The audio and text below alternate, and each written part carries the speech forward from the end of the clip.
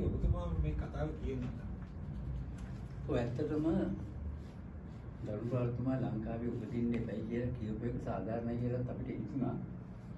මේකට මේ දරුණුපාලතුමා සම්බන්ධ මේ තරම් වටිනා තොරතුරු අඩංගු කෘතියක් මුද්‍රණය කරගන්න අනුග්‍රාහකයෙක් මේ ලංකා භූමියේ නැත්තම් එක අතකින් දරුණුපාලතුමාට ඈත පෙනුනද කියලා හිතෙනවා මේ රට කොච්චර අකෘතඥ රටක්ද.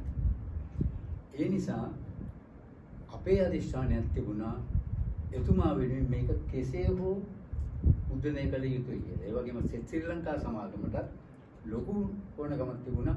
ලොකු වේදමත් කරලා අපි දෙන්න කල්කටාවට යවලා සති දෙකක් තුනක් එහෙ අතර කළා.